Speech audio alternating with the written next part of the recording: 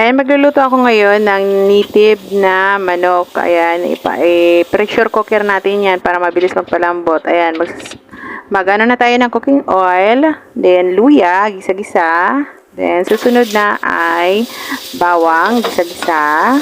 Then, susunod na ay sibuyas, gisa-gisa. Ayan, susunod na rin ay yung pinagpakuluan ng, ayan, manok. Ayan, nadurog na yung manok. Nagkadurog-durog na sa sobrang lambot. Ayan, ano na natin yung siling labuyo, siling green, and santol na balat. Ayan. Ayan, nilagay natin. Tapos, magano lang tayo ng ilang minuto. Ayan, simmer natin. Then, maglagay tayo ng salt. Ayan. Then, maglagay tayo ng cubes, chicken cubes. Then, simmer natin ng ilang minuto. Ayan. Then, pagkatapos niya, nilagay na natin yung manamis-namis na papaya. Ayan, simmer natin ng 1 minute. Ayan. 1 minute natin simmer yan. Then, add tayo ng seasonings. Ayan, seasonings, guys. Ayan, simmer na ulit natin ng 1 minute. Ayan. 1 minute natin simmer yan, guys. Ayan. Malapit nang maluto. Ayan. Taste na. Yummy. Kasi ay native na chicken. Then, dahon ng sili. Ayan. Lagay natin. Simmer ulit natin ng 1 minute. Ayan. 1 minute. Simmer natin ng 1 minute until 2 okay na. Okay na yung ano niya. Ayan. Ready to serve na, mga guys. Ayan. Sarap. Humigop ng sabaw sa tag-ulan. Ayan. Plating na natin. Nagkalasog-lasog na. Sa sobrang lambot. Na-pressure cooker ko ng 1 oras. Ayan. Nasobrahan. Nagkalasog-lasog. Ayan. Lagay natin pan-toppings, yung mga sili na yan. Ayan. Sili slice sa aking cooking. Then, yung mga balat-balat. Ayan. Yung mga ano yan, papaya at saka yung santol. Ang balat. Yummy. Guys, kalahating kilong malagkit. Gagawa ko ngayon ng puto maya. Ang gagawin muna natin, yung unang gagawin ay huhugasan natin tong malagkit na to.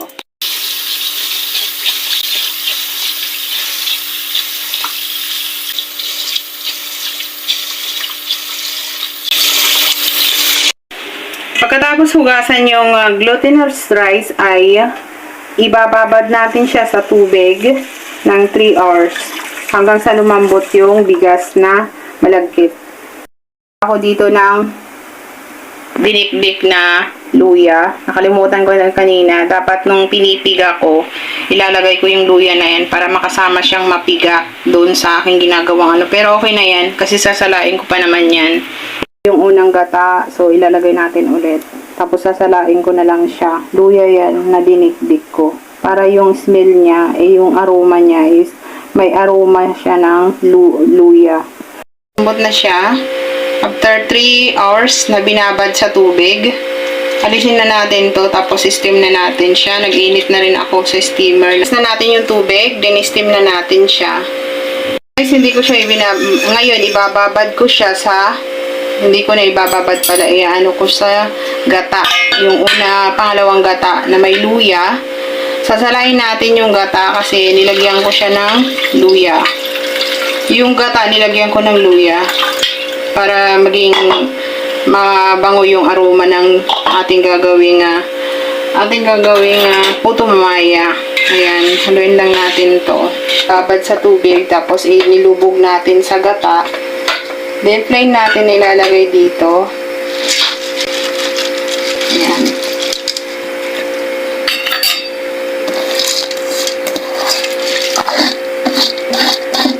So, atin ngayon, i-flat-flat lang siya.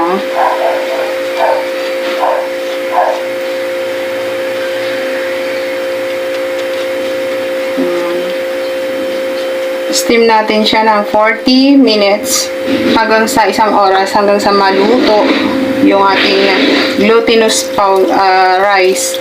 Lagay na natin yung gata. Yung pangalawang gata to guys. Malambot na siya. Yung glutinous rice, malambot siya. Ayan.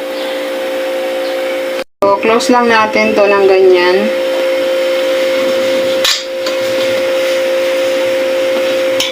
So, ngayon, i-steam natin to hanggang sa 1 oras. Salain natin yung kakanggata dahil nilagyan ko siya ng luya para pampaaroma. Ngayon, titimplahin natin to nakakanggata. Isang cup na sugar, brown sugar. Then, 1 teaspoon ng salt para may pambalansi yung atin. Then, haluin natin to.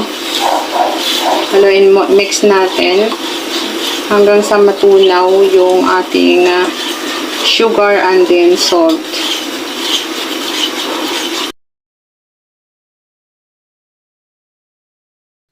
So guys, pagkatapos almost 1 hour. Wow! Smell good. Parang gusto ko na siyang kainin na ganyan lang, no? Wow, it's perfect guys. Tama-tama yung pagkaluto niya. Ayan. Set aside muna natin. Ipat natin dito. So, ito na guys. Halo muna natin yung kakanggata na mayroong asukal at mayroon siyang timplang asin. Pagkatapos natin halo-halo lang natin. Then, rest muna natin ng mga 5 minutes. I-steam muna siya natin ng mga 30 minutes. So, ililipat natin ulit siya dito sa steamer. Ayan. Ayan, ipaplat lang natin to. Ayan. Para maano ulit, lulutawin muna ulit natin ng malakas ang ulan guys. Ayan, lutuin ulit natin. Tapos natin ulit siya. Ayan. 30 minutes sa lang. Wow! Tikman natin yung putong maya na ginawa ko. Oh my God. Tapos siguro I think lalagyan natin ng mangga. Sorry. Kain. Dami. Kape. Diba? Kape. Kape tayo. Green coffee yung sa akin pang diet yan. Ayan. Asa ng luya. Kasi may luya talaga akong nilagay. Makikita nyo naman sa kabuuan ng aking video. May nilagay akong luya. Pero sinala ko naman yun. Kaya napaka-perfect niya dahil doon sa luya na aking nilagay dito sa puto maya na to. Yun lang. Ang tulan na isda. Oil. Cooking oil. Ginger. Ito yung luya. Bawang. So, next level natin sunod na yan din. Sibuyas. Mga kalahating sibuyas lang na white onion. Kasi konti lang naman yung aking santol. Tayo ng kamatis. Isang kamatis. Isda. Hindi lang. Tayo ng tubig. Sariwa kasi yung galunggong.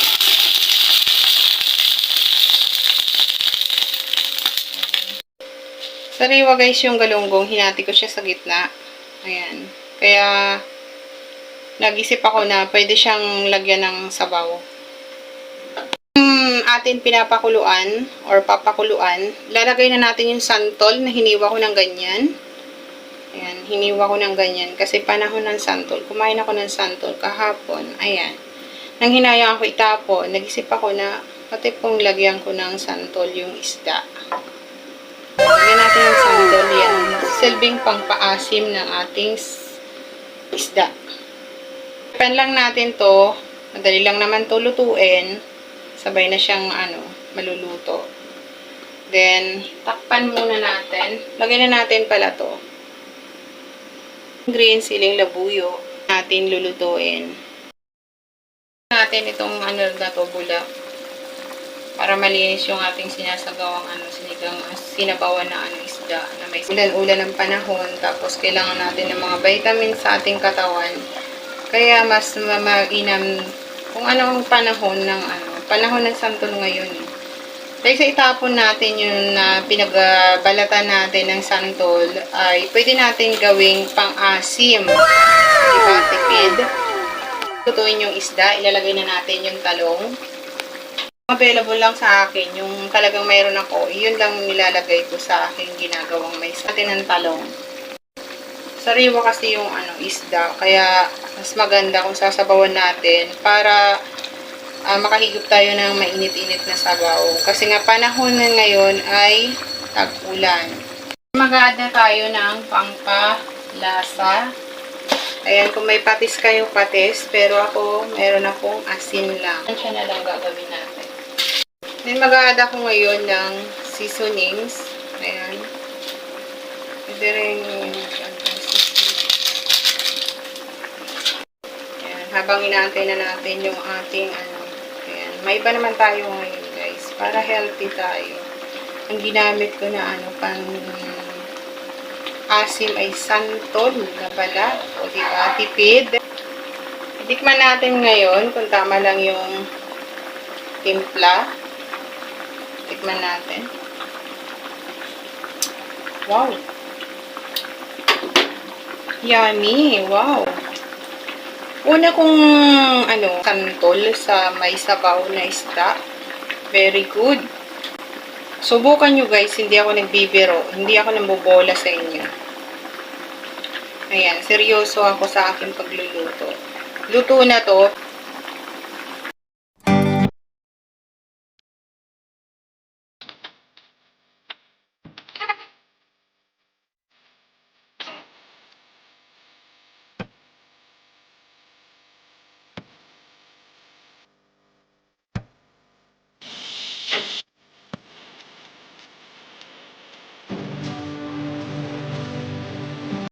Magluluto tayo ngayon ng sardinas.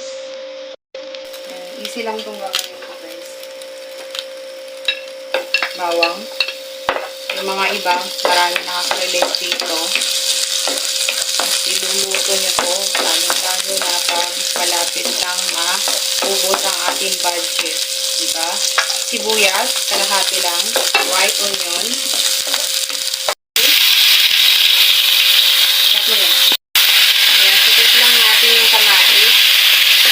Na sardinas. Itong lutuin natin. Tapos lagay na natin yung pechay o malunggay. Anong available sa inyo yung paligid. Ayan. Yan yung ilagay nyo. Tapos yung lata ng sardinas, lagyan natin ng tubig para may sabaw siya. Ayan. Madali lang to. Then madali lang.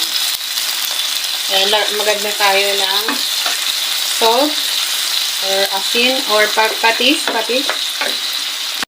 Tayo ng patis. Ayan. Siyempre, pag alam mo na ngayon, konting asin. Tapos, konting seasonings, konti lang. Ayan, mga 2 minutes lang to, then already done na siya. Ganun lang ka-easy at simple. Mga 1 minute. Already done na, guys. Tikman muna natin kung tama lang. Tikman natin siya. Wow. Ayan. Good for na to. Ready to plating na.